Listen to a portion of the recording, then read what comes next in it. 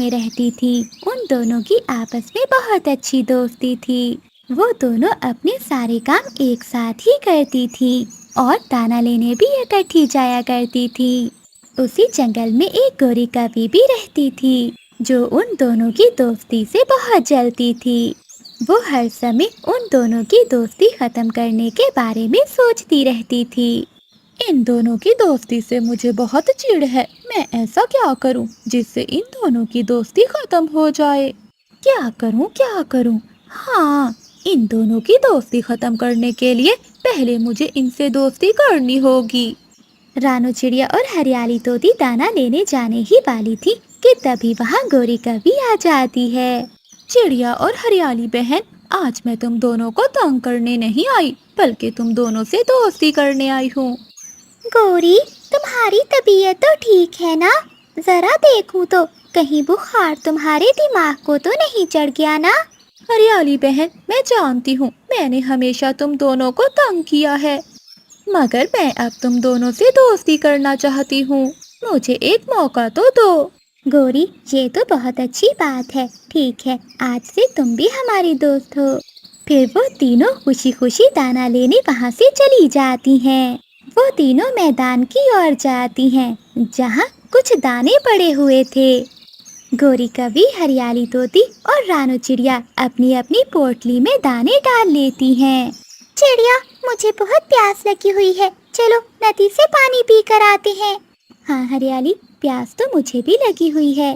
चिड़िया बहन, मुझे प्यास नहीं लगी, तुम दोनों जाओ नदी से पानी पी आओ। ठीक है गोरी, पोटलियों को उठाना मुश्किल हो जाएगा, तुम इनका ध्यान रखो, हम अभी आती हैं। फिर रानू चिड़िया और हरियाली तोती वहाँ से नदी की ओर चली जाती हैं। अरे वाह, मिल गया उपाय। अब मैं चिड़िया के दाने हरियाली तोती की पोटली में डाल देती हूँ और फिर हरियाली तोती पर चोरी का इल्जाम लगा देती हूँ। फिर गोरी कभी रानू चिड़िया के दाने भी हरियाली की पोटली में डाल देती है। थोड़ी देर बाद रानू चिड़िया और हरियाली तोती भी नदी से पानी पीकर आ जाती हैं। चलो गोरी, अब बहुत देर हो गई है, हमें घर चलना चाहिए। जब वो तीनों अपनी अपनी पोटली उठाते हैं तो रानू चिड़िया को अपनी पोटली बहुत हल्की लगती है। अरे ये क्या, मेरी पोटली इतनी हल्की? रानू चिड़िया अपनी पोटली खोल कर देखती है तो उसमें कुछ भी नहीं था। अरे, मेरा दाना कहाँ चला गया? चिड़िया बहन, कहाँ जा सकता है दाना? ये बैठी है ना चोर कभी, इसी ने चुराया होगा। अरे, मैं ऐसा क्यों करूँगी? मैं तो तुम दोनों की सहेली हूँ। चिड़िया, चलो इसकी तलाशी लो, देखना दाने इसी के पास होंगे। ये सुनकर गोरी का भी रोने लगती है। तुम कैसी दोस्त हो जो अपनी दोस्त पर इल्जाम लगा रही हो? मैंने तो तुम दोनों से सच्ची दोस्ती की थी। अगर तुम्हें मेरी बातों पर विश्वास नहीं तो मैं अपनी पोटली खोलकर दिखाती हूँ। फिर गोरी का भी अपनी पोटली खोलकर दिखाती है तो उसमें बस गोरी के ही दाने थे। देखा चिड़िया, मेरे पास तो बस अपने ही दाने हैं, मैं भला क्यों चुराऊंगी तुम्हारे दाने? हरियाली, अगर मेरी पोटली खोली है तो तुम भी अपनी पोटली खोलकर दिखाओ। कहीं तुमने तो चिड़िया के दाने नहीं चुराए? नहीं गोरी, मुझे विश्वास है कि हरियाली कभी ऐसा नहीं कर सकती। नहीं नहीं चिड़िया, तुम देखो, तुम मेरी पोटली भी देखो। हरियाली के ऐसा कहते ही गोरी का भी जल्दी से हरियाली की पोटली खोल देती है। तभी रानू चिड़िया के दाने भी उस पोटली में थे। ये देखकर हरियाली तोती बहुत परेशान हो जाती है। अरे, ये दाने कहाँ से आए? चिड़िया बहन, मेरा विश्वास करो, ये मैंने नहीं चोरी किए। फिर रानू चिड़िया चुप कर जाती है, वो कुछ भी नहीं कहती। वो तीनों वहाँ से अपने अपने घर लौट जाती हैं। हरियाली तोती सारी रात सो नहीं पाती, वो सोच सोच कर बीमार हो जाती है। अगले दिन गोरी का भी हरियाली तोती का पता करने आती है। हरियाली बहन, तुम कितनी बीमार हो और वो चिड़िया तुम्हें देखने तक नहीं आई, उसे तुम्हारी जरा भी चिंता नहीं है। नहीं गोरी, वो मेरी बहुत अच्छी दोस्त है, वो जरूर आएगी। हाँ दोस्त, अब वो ज़माने गए हरियाली जब चिड़िया तुम्हारी दोस्त हुआ करती थी।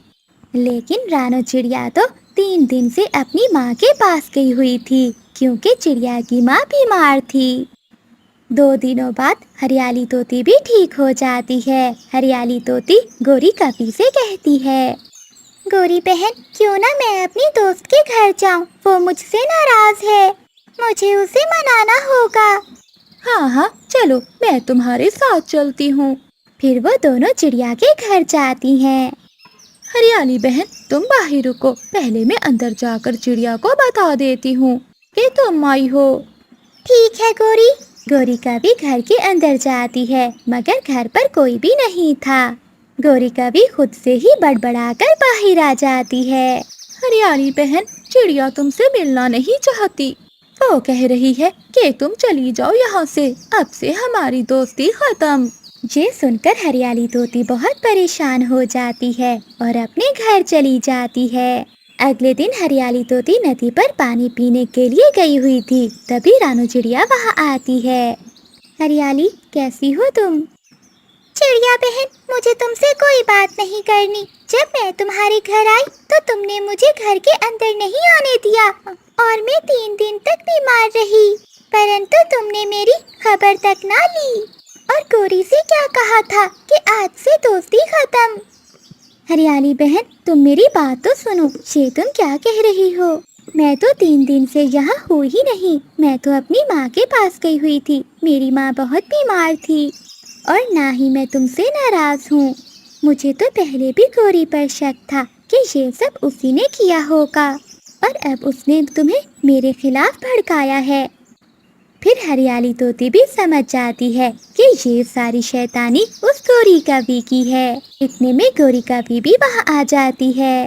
गोरी, हमने तुम पर भरोसा किया और तुमसे दोस्ती की, मगर तुम अपनी हरकतों से बाज नहीं आई। फिर हरियाली तोती और रानू चिड़िया मिलकर गोरी कवि की खूब पिटाई करती हैं। फिर गोरी कवि रोती हुई अपने घर चली जाती है। गंदी आँखों वाले, अगर इस अमरूद को देखा तो आंखें निकाल दूंगी मैं तुम्हारी। ये अमरूद मेरा है। ऐसे कैसे तुम्हारा है? मैं यहाँ पहले आया था और ये अमरूद देखा भी पहले मैंने था। तुम हर बार मुफ्त की लड़ाई बना लेती हो, लेकिन इस बार मैं देखता हूँ तुम ये अमरूद कैसे खाती हो। तो फिर दिखा लो। ऐसा कहते हुए गोरी कवि अमरूद की तरफ बढ़ती है और दोनों में लड़ाई हो जाती है। कबूतर भी इस बार हार मानने को तैयार ना था। शोर सुनकर रानू चिड़िया भी वहाँ आ जाती है। अरे ये क्या, आप दोनों क्यों लड़ रहे हो? छोड़ो एक दूसरे को। चिड़िया बहन, ये गोरी इस जंगल को अपना समझती है, किसी को कोई चीज खाने ही नहीं देती। जब देखो इसकी किसी न किसी के साथ लड़ाई ही होती रहती है। खून, तुमने मेरे सर से खून निकाला। गंदी मोटी आंखों वाले कबूतर, अगर मैंने इसका बदला तुमसे ना लिया तो मुझे भी गौरी ना कहना। ऐसा कहते हुए गोरी कवि वहाँ से चली जाती है। कबूतर भैया, आपको तो पता है इस गोरी का ये कितनी लड़ाकी है। अब न जाने वो क्या करेगी। अब मैं इससे ऐसे नहीं डरूंगा, जो करती है करे, मैं देख लूंगा इसे।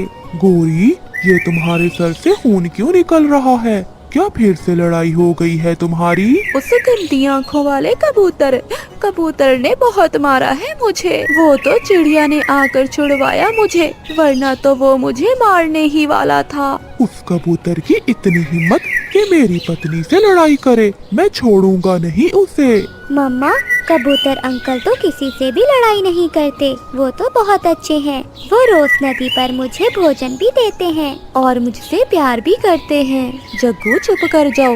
कैसे उस गंदे कबूतर की साइड ले रहे हो? कालू जी, आप कुछ करो, वरना वो समझेगा कि मैं डर गई हूँ उससे। अब तो मैं उसे जान से ही मार दूंगा।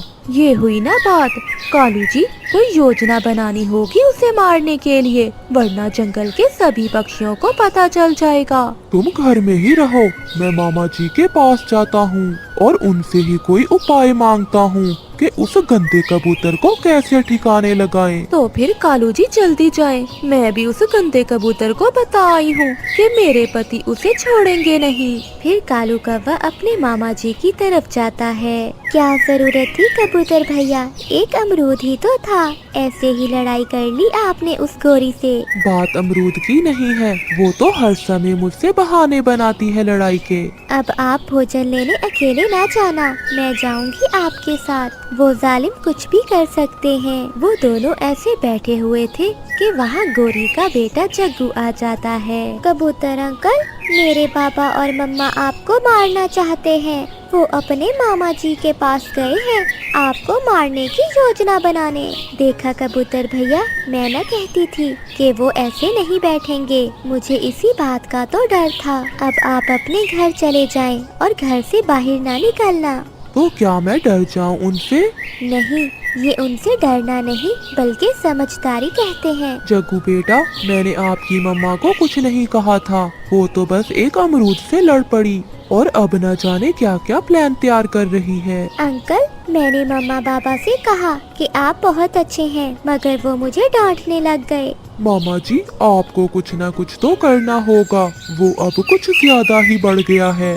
कौन बढ़ गया है? वो गंदी आंखों वाला कबूतर, गोरी के सर से खून निकाल दिया है उसने। तो गोरी की लड़ाई हुई है कबूतर से। जी मामा जी, उसे तो फिर सबक देना ही होगा। मामा जी, उसे जान से मारना है, फिर ही गोरी खुश होगी। तो तुम जाओ, मैं रात को आग लेकर आ जाऊंगा और जला देंगे उसे और उसके घर को, और रात में किसी को पता भी नहीं चलेगा कि उसके घर को आग कैसे लगी। मुझे पता था मेरे मामा जी कुछ ना कुछ तो जरूर करेंगे। जग्गू तुम कहाँ गए थे? मम्मा, मैं नदी पर पानी पीने गया था।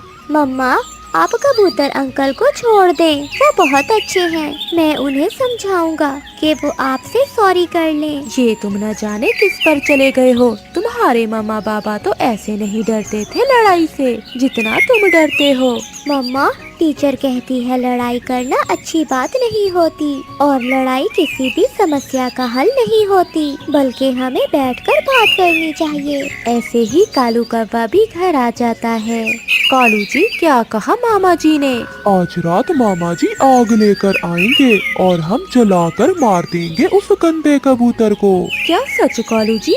फिर तो उसे जलता हुआ देखकर मेरे मन को शांति मिल जाएगी। आज मेरा एक बड़ा दुश्मन ठिकाने लग जाएगा। गोरी, मुझे बहुत प्यास लगी है, चलो नदी से पानी पी कर आते हैं। जग्गू, क्या तुम भी चलोगे पानी पीने? नहीं मम्मा, आप जाएं, मैं थोड़ी देर बाद पानी पी आऊँगा। फिर गोरी और कालू नदी की तरफ चले जाते हैं। मम्मा पापा, मैं आपको ऐसा नहीं करने दूंगा। मुझे अंकल को बचाना होगा। मुझे कबूतर अंकल को सब बताना होगा। फिर जग्गू अपने घर से कबूतर के घर की तरफ जाता है। अंकल कबूतर, आप कुछ करें। आज रात मेरे मम्मा और पापा अपने मामा के साथ मिलकर आपको जलाने वाले हैं। अंकल, मम्मा आपको मारना चाहती हैं। जग्गू बेटा, क्या ये आप क्या कह रहे हो? मैंने अपने कानों से सुना है, मम्मा और पापा बात कर रहे थे और आज मेरे बाबा मामा जी के पास इसीलिए तो गए थे। आप प्लीज आज अपने घर में ना सोना। आप बहुत अच्छे हो बेटा, जो आपकी सोच अपने मम्मा बाबा जैसी नहीं है। आपके दिल में प्यार है और एहसास है। अंकल, आप मेरे मम्मा पापा को ना बताना कि ये बात मैंने आपको बताई है, वरना वो मुझे मारेंगे। आप घर जाएं बेटा, मैं आज रात चिड़िया के पास जाकर सो जाता हूँ। कबूतर को बताकर जग्गू वहाँ से चला जाता है। कबूतर चिड़िया के दरवाजे पर दस्तक देता है। क्या हुआ कबूतर भैया, आप बहुत घबराए हुए लग रहे हैं। अभी गोरी का बेटा जग्गू आया था और वो मुझे बता कर गया है कि वो सब अपने मामा के साथ मिलकर मेरे घर को आग लगाने वाले हैं। क्या आग? वो ऐसा कर सकते हैं, मुझे तो पहले ही पता था। वो बहुत जालिम कौवे हैं। वो इंतकाम की आग में जलते हुए कुछ भी कर सकते हैं। आपने बहुत अच्छा किया जो आप मेरे पास आ गए। और जंगल में रात भी हो जाती है। रात होते ही कालू का मामा जलती हुई लकड़ी ले आता है। उस रात के अंधेरे में उसे कोई नहीं देख पाता। वो सीधा गोरी और कालू की तरफ जाता है। कालू, ओए कालू, जल्दी आओ बाहर, सो गए हो क्या? मैं चाहती हूँ कि तुम मुझे अपनी बेटी गुड़िया दे दो। ये सुनकर रानू की बहन खामोश हो जाती है, क्योंकि रानू ने उसकी सबसे कीमती चीज जो मांग ली थी। टीना बहन, मुझे इनकार न करना। मुझे पता है ये तुम्हारे लिए बहुत मुश्किल है, लेकिन तुम्हारे पास तो राजू है। सोचो मुझ पर क्या गुजरती है जब मैं सारी सारी रात जागकर गुजारती हूँ, यही सोचकर कि काश मेरे पास भी कोई बच्चा होता।